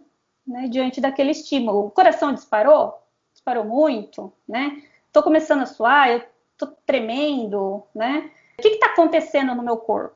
E junto com isso, também inserir algumas técnicas aí para tentar baixar essa excitação fisiológica. A primeira coisa é respirar, né, gente? Eu costumo dizer também que a gente desaprende a respirar, né, ao longo da vida aí, né? A respiração diafragmática, que é aquela em que você enche a barriga e murcha a barriga, é a melhor para oxigenar sangue, para levar oxigênio para o cérebro, para todos os órgãos, né? Então, a ideia é como é que a gente tem algumas técnicas aí que a gente chama de comportamentais para tentar baixar esse nível de excitação fisiológica, que é a respiração diafragmática, algumas técnicas de visualização também, né? Pede para a pessoa fechar o olho e imaginar um cenário calmo, tranquilo, né? Que ela esteja calma, que ela esteja tranquila. Também parear ali a situação com alguma música, né? Que seja mais tranquila também, né? São várias coisas ali que precisam ser feitas. Primeira coisa, a pessoa entender o que está acontecendo no corpo dela, qual é o grau de ativação que ela está tendo, e utilizar de algumas técnicas ali que são importantes para a gente fazer essa adrenalina dar uma baixada, né? E aí a gente vai expondo, né, essa pessoa aí gradativamente ao estímulo. Bom, conseguiu ver a foto, né, do filhote? Né? Ficou um pouco desconfortável? Qual foi o grau de desconforto? Sei lá, 0 nenhum desconforto e 10 o máximo desconforto que você pode ter tido, né? Vamos anotar, vamos tentar fazer uma escala, né? Senti desconforto, mas não foi tanto assim, né? Assim, não foi nada perto do que imaginar estar de frente com um cão. Ok, né? Então a foto ali do filhote ele já conseguiu, né, olhar, ver sem se ativar tanto. Vamos para o próximo passo. Talvez o próximo passo seria visitar, isso acontece muito, né, em alguns tipos de protocolos, né, com acompanhantes terapêuticos. Talvez visitar um local em que tenham filhotes de cães. Perguntar para essa pessoa se ela, né, teria vontade de, junto com você, é óbvio que você, enquanto profissional, você teria que se assegurar das condições de segurança do local, né, para garantir ali que a pessoa não vá viver outra experiência aversiva, né, outra experiência difícil. Então, saber qual é o local, saber que tipo de animal tem no local, enfim, né. Mas pensando ali que os filhotes estão ali, né, nas coleiras ou então, né, nas gaiolinhas lá, você consegue estar né, num local onde existam filhotes de cães? Você consegue ficar nesse local? Vamos experimentar como é que vai ser, né? E de novo, medir, tentar fazer o sujeito observar essas respostas do corpo dele, né? Eu fico ansioso? O quanto eu fico ansioso? Comparado à situação de ver a foto do filhote, estar com o filhote, estar no mesmo ambiente, né, que o filhote, tem diferença nas minhas reações comportamentais? Eu consigo, então, se eu estou percebendo que eu estou ficando mais agitado, né, que eu estou ficando mais tenso, eu consigo focar na minha respiração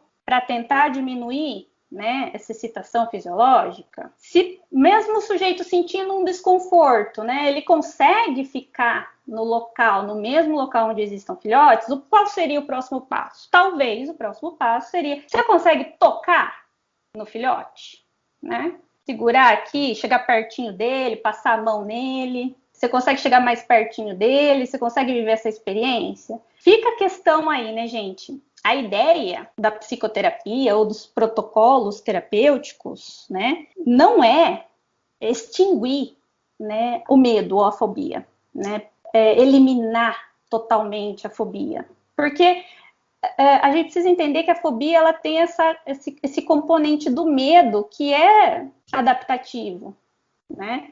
De fato, né? Se a gente está na rua e tem cães na rua, qualquer um está sujeito a um ataque de um cão, então minimamente você tem que ficar meio esperto ali na situação, né? Então a ideia não é suprimir totalmente, eliminar totalmente a resposta, mas é atenuar essa resposta, recuperando funcionalidade para esse sujeito, né? Se ele consegue já tocar no filhotinho, olha lá, ele começa, é um processo aí de racionalização, né? Aí, nesse contexto mais seguro, o sujeito consegue racionalizar. Não, é um filhotinho, ele gosta de brincar, ele rola. Por que a gente usa essa coisa do filhote, né? Porque o filhote, ele tem tanto o filhote no animal, principalmente mamíferos, né? Quanto o ser humano, né? Eles têm aquela característica ali que faz você, enquanto outro animal, enquanto outro sujeito humano, se aproximar, querer cuidar, né? Essa é uma outra questão, né? O filhote é fofinho, né? Nos parece fofinho, o bebê nos parece fofinho, né? Isso tem uma importância também filogenética importante, né? Ele precisa ser cuidado, né? Ele precisa atrair afeto, ele precisa atrair um contato, um outro contato, né? Então, é óbvio que você não vai começar com o cão adulto, né? Você vai começar com o filhote porque existe essa questão da fofurice, né? Do filhote que nos atrai, né?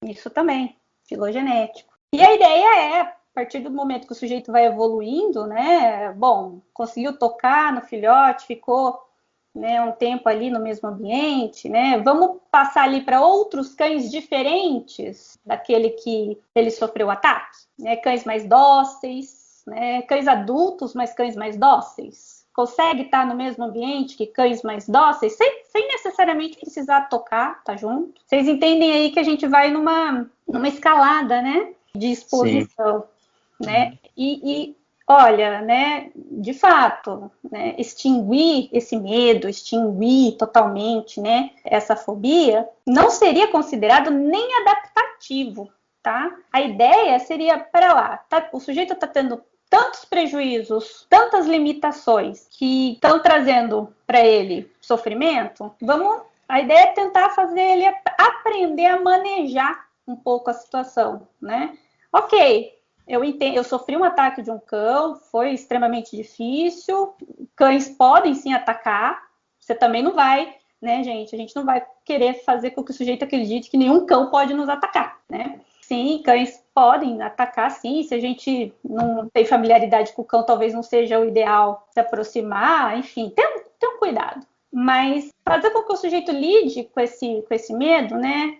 Viva o medo e lide com esse medo, de forma a não ter tantos prejuízos, né? Então, quando ele entende ali que ele sim sofreu um ataque daquele determinado cão, mas que não são todos os cães que representam aquela ameaça, né? E que dá para sair na rua, sim, dá para caminhar, e se eu encontrar um cão usando dessas técnicas aí, né, respiração, visualização, né, eu consigo manejar a situação, consigo fazer o que eu quero fazer, né, sem ficar fugindo, né, das situações, desses diversos contextos aí. Então, eu diria, né, não dá para se livrar completamente da fobia, né?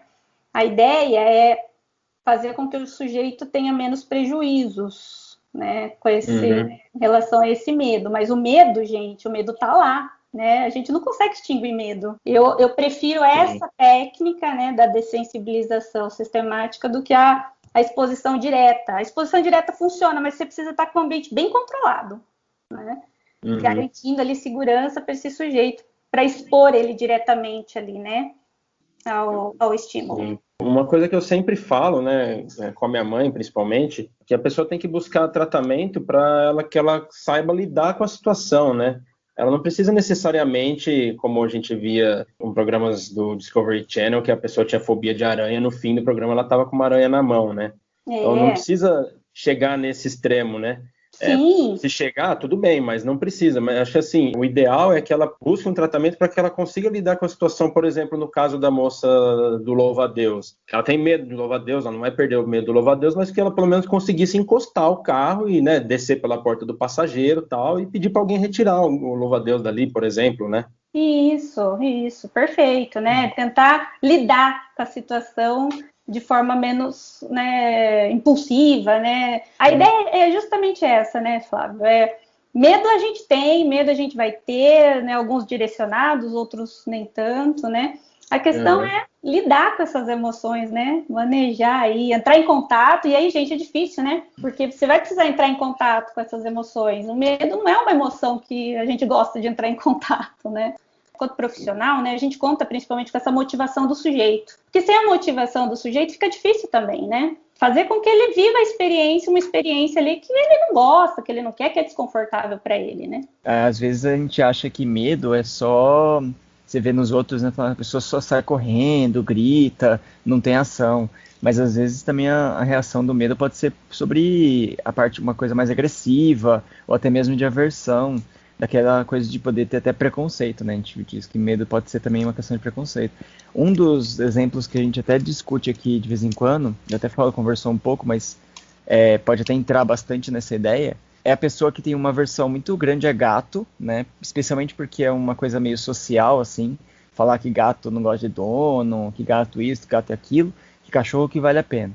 Aí ela tem uma aversão muito grande quando, sei lá, a avó, a tia, o amigo tal tem gato, ou gato na rua, e às vezes ela até ataca gato ou tem uma reação agressiva contra o gato. E aí, às vezes acontece, já vi vários amigos meus, assim, de falar, não gosto de gato isso, gato aquilo, e acontecer do gato cair na casa dele, um filhote ou alguma coisa do tipo, ou o gato começar a comer alguma coisa ali, e começar a se aproximar dessa pessoa. E no começo ela meio que tem aversão, afasta o gato, e depois meio que ela vai se acostumando com o gato e tudo mais. Já aconteceu várias vezes, até casal de amigo meu também, que a menina ou o cara pegaram o gato e o outro não queria, e no final das contas a pessoa virou o maior amador de gato possível, amante de gato, porque percebeu que não era tudo aquilo que ele imaginava, teve contato, e largou de ter essa aversão, esse medo, né? Então, já vi várias vezes acontecer. É muito comum. E aí, acho até interessante puxar um pouquinho, você deu um gancho importante aí, né? O medo causando essa reação, né? Que tem um componente aí, como tem um componente de defesa, envolve um pouco de raiva também, né? Às vezes, a raiva é um sentimento que a gente vive e a excitação fisiológica é muito parecida, né, com a do medo. E coisas de pessoas, né, envenenarem animais, por exemplo, né? Atacarem, você falou da questão de atacar, né, o animal, mas envenenar, né, o animal. Eu já perdi vários gatos por causa disso. Então, é extremamente complicado, né? Porque aí, se a gente for buscar, é óbvio que a motivação não é só essa, né?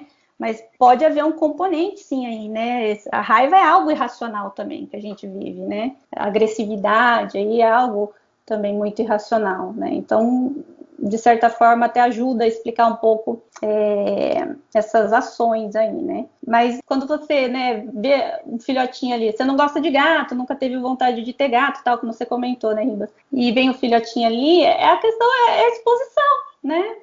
É o filhote, você percebe ali que não tem ameaça, né? Não existe ameaça, que Existe até, de fato, existe isso com os mamíferos, né, gente? Não só com os mamíferos, também com as aves também, né? Essa vinculação, né? Vinculação afetiva mesmo, né? Do ser humano com o animal, né? E isso é importante, né, pra gente. Quem tem animal sabe disso, né? O quanto é gostoso ter o bichinho lá, né? Com as características dele, né? Gato tem suas características, cachorro outras. Sim.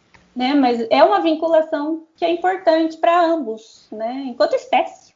Né? De novo, a gente fala aí dessa vinculação afetiva, desse viver junto aí, quanto isso é importante, né? Não deixa de ser uma experiência de entrar em contato, né, com o estímulo e aprender, né, que não existe ameaça, que pode até ser uma experiência agradável. Perfeito. Bom, para quem estava achando estranho a gente ter um papo com uma psicóloga, falar sobre psicologia aqui no Biologismo, a gente falou bastante de biologia também, falou de evolução, falou dos animais, então tá tudo interligado aí, né? Não tem como fugir, né? E para você que acha que não tem psicologia na grade da biologia, tem sim, viu? Porque eu tive psicologia comportamental na minha grade, eu não sei como tá agora, mas eu tive. Olha, que legal! Legal. Eu, infelizmente, não tive. Porque eu fiz licenciatura, né? Então não sei se é por causa disso, mas teve psicologia comportamental na minha grade. Pode legal. Ser. Psicologia, gente, tem muito a ver com biologia, sim, viu? Porque a gente tá falando de ser humano, né? Parte comportamental, evolutiva, até mesmo nossas reações comportamentais totalmente, né? Tanto psicologicamente individuais, né? Que a gente tem cada uma, até genéticas e até aquelas sociais, né?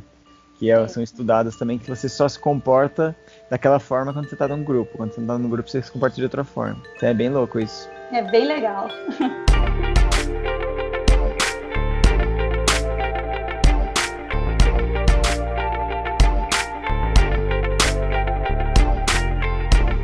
Bom, galera, então, depois desse papo incrível que a gente teve, interessantíssimo, super esclarecedor, eu já sabia que seria tudo isso, porque o tema é muito interessante, e a Vanessa é uma profissional incrível, uma grande psicóloga, e agora nós vamos para nossas indicações culturais.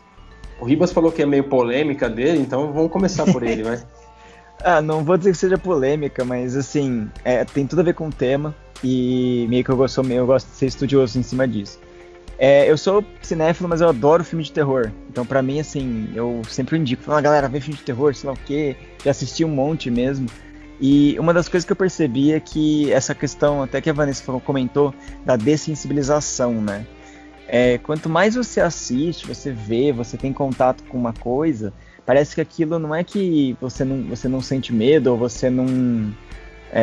realmente não tem mais medo de nada, ou acha que aquilo não existe. Mas a ideia é de você entender o que isso gera em você, sabe? Tipo, então, pra mim, se eu assisto filme de terror, é um aprendizado, é uma coisa meio que... Eu tô sentindo medo no filme, mas na vida real ali, eu fico com menos medo e consigo agir, em vez de ficar travadão ali por causa de uma situação que aconteceu e tal. Então, pô, você falou que polêmica, mas não é nem questão disso. Eu vi que, por exemplo, muita gente tem medo de assistir filme de terror, né?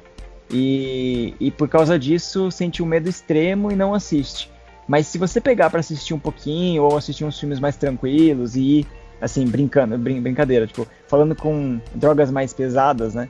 Filmes um pouco mais pesados, parece que você vai depois ficando mais tranquilo na vida, até nas suas reações na vida, as coisas que acontecem e tudo mais. Então, eu não sei, é a minha indicação. Tentem começar a assistir filme de terror e de uma forma até mais tranquila, assim, e ver de um outro patamar. Não deixa de ser um processo de dessensibilização mesmo, né? Porque aí você tenta garantir um ambiente, né, de tranquilidade, com amigos, até de brincadeira às vezes, né? Ali no filme, de fato, tem gente que fica muito ansioso vendo filme de terror, né, tenso, né, garantindo ali, né, que você tá com pessoas legais, num clima legal, né, ou então em casa mesmo, sozinho, mas tranquilo, né, e tendo essas experiências, ajuda mesmo a lidar com o que você vive, né, a entender um pouco as suas respostas, as suas vivências emocionais, né, que é bem difícil pra gente ser humano, né, gente? É o medo do desconhecido, né? E você, Aaron? Bom, meu livro é um livro dessa vez, agora tem a ver com biologia, hein, finalmente. Faz depois de uns 3 episódios, eu tô indicando uma coisa que tem a ver com biologia. É um livro da Barbara Taylor, que chama Gigantes da Natureza. Mega insetos, super tubarões, cobras poderosas e outros bichos colossais. Ele fala de todos os mega animais, assim, que já foram extintos ou que ainda existem na natureza. É um livro bem legal, bem ilustrado, com muitas fotos e tal. E tem até alguns animais que é mostrado em tamanho real no livro, assim, tipo umas borboletas e tal. Que é um livro meio grande, não consegue ter uma foto em tamanho real deles, pra você ter uma ideia.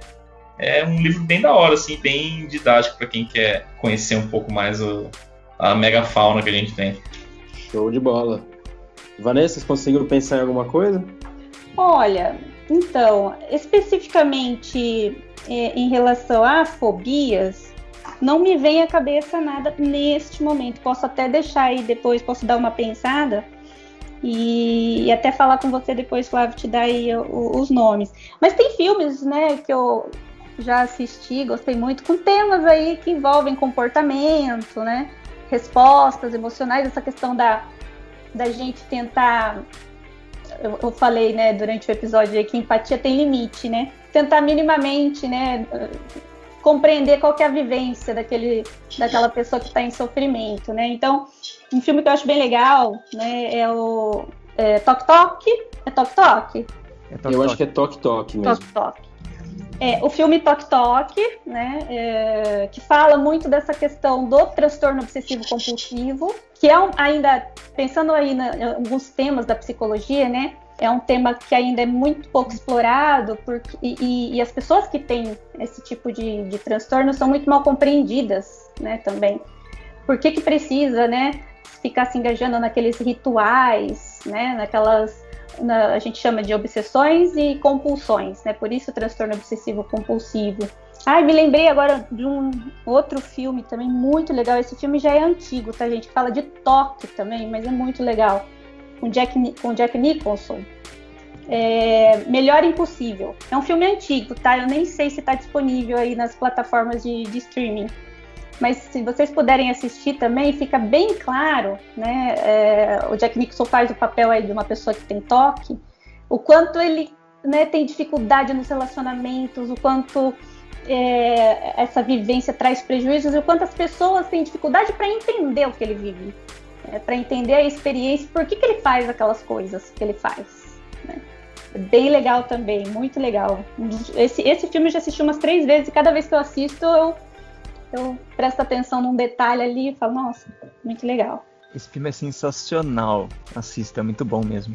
É ótimo. O cara tá, né, Jack Nicholson, né, sem demais palavras. Tem outro também, que acho que esse é mais recente, Fragmentado. Também não é uma temática sobre fobias, mas fala um pouco dessa questão do distúrbio dissociativo, né, que comumente aí é chamado de transtorno de personalidades múltiplas, né? Esse filme é bem legal também. Ele dá uma certa ansiedade, tá, gente? Eu acho que fica aí na questão do terror psicológico, tá? Então, pegando a dica aí, né, do Ribas, se você tem medo de filme de terror, talvez não seja o ideal para começar, né? Porque ele traz esse componente muito... Não posso dar spoiler também, né? Mas ele traz esse componente aí do terror psicológico, né, do suspense, vem bem forte também, né. Então, para quem já consegue aí assistir uns filmes aí mais, né, que dá um pouco mais de tensão, né, fica naquele clima um pouco mais tenso, é um filme bem legal também, que fala muito também dessa questão. O transtorno dissociativo ainda é muito, né, a gente não entende muito, né, não existem muitos estudos sobre ele, ainda é um transtorno muito difícil de se manejar. Mas fala também principalmente desse sofrimento atrelado à vivência, né. Acho que seria, né, o legal aí dos filmes, né, que independente aí do foco do filme, se é fobia, se é um transtorno de ansiedade, se é toque, enfim, a gente tentar visualizar ali, tentar entender um pouquinho melhor, compreender um pouquinho melhor a vivência daquela pessoa, né? O sofrimento que ela tem, as dificuldades que ela tem e o transtorno enquanto algo que não é algo que ela quer apresentar, né? Que ela escolheu, né, viver. É algo que ela vive muitas vezes ela não tem controle sobre aquilo, né? Sofre e também faz sofrer, né? O entorno, né? Familiares, o ambiente tem muitas dificuldades, né? Então, independente aí do foco, né? Da história, eu acho que é muito válido para a gente entrar em num contato um pouco mais profundo com essa vivência, né? E é muito particular, né? E que às vezes não, na maioria das vezes não é compreendida ou não é facilmente compreendida pelo outro. Boa, foram ótimas indicações que você deu e se você lembrar de mais alguma, a gente coloca na descrição do episódio, até porque entre a gravação e o dia que o episódio vai ao ar vai demorar um pouquinho, então tem tempo tranquilo, sem crise. Ah, beleza, então. Eu me deixei por último porque eu não ia indicar nada, mas eu acabei de ter uma ideia aqui, dei uma olhadinha na estante e vou indicar um livro que eu ainda não terminei de ler, mas estou gostando bastante, que é do ilustríssimo Carl Sagan. É um livro famoso dele chamado O Mundo Assombrado pelos Demônios, que é tido como um subtítulo, assim, né, que é a ciência como uma vela numa escuridão, né? E aí ele fala sobre pseudociência, ele fala sobre anticiência, o homem na lua, fala sobre alienígenas e tal, né, incentivos à ciência, como as pessoas que não têm tanto contato com a ciência enxergam, né? E ele acaba sendo um livro atual, apesar de ter sido lançado há muitos anos, né? Por causa desse momento anticientífico que a gente vem passando aí, né? Desse momento negacionista e tal. E ele comenta muito sobre isso, né? Então, o Carl Sagan dispensa palavras, né? Dispensa apresentações, né? Mas é um baita de um livro, ainda não terminei de ler, mas estou gostando muito e recomendo para quem curte esse tipo de leitura aí. Legal, vou procurar. Bom, fechamos então, né? Queria agradecer só a Vanessa por ter participado. Eu não sabia que ela era sua ex-chefe e agora futura chefe de novo. Né? Pois é. Mas agradecer muito pelo papo, foi bem bacana. E eu particularmente sou suspeito para falar porque eu adoro essa área, então... Eu que agradeço a oportunidade. Dá oportunidade para professor falar, né, gente? Professor desinvesta a falar, né? Então, eu que agradeço o convite, muito legal. Aproveito até para parabenizar vocês pela iniciativa, né, da página, né, dos podcasts. Eu acho que essa iniciativa de vocês aí, a gente sabe o quanto é difícil, todo mundo trabalha, né? Todo mundo tem as suas tarefas aí, vocês se prontificarem a fazer esse tipo de trabalho aí de divulgação, né? Divulgação séria, né? Divulgação de temas que são importantes aí em termos de esclarecimento. Nossa, essa é uma atitude aí, é um esforço aí que precisa ser reconhecido. Parabéns, viu? Parabéns mesmo. Obrigado, Vanessa. E eu também agradeço muito por você ter aceitado o convite, né? Sei que sua agenda é bem corrida, bem apertada, né? E, bom, foi um prazer, como sempre, conversar com você. Foi um episódio bem legal. E estamos aí com as portas abertas para quando quiser voltar a falar sobre algum outro tema. Se a gente achar outra brecha na sua agenda aí, né? Opa, fiquem à vontade também, tá? Realmente a agenda é difícil mesmo, trabalhar de manhã, tarde e noite, né? Mas aí a gente encontrando um espaçozinho aí, um tempinho, tô disponível também, né? Adoro, acho muito legal aí essa experiência, gostei bastante. Particularmente nunca tinha participado, né? De uma experiência dessa, de podcast, mas bem legal, gostei bastante. Acho que é troca, né, gente? Troca é bem importante. Legal que você gostou também.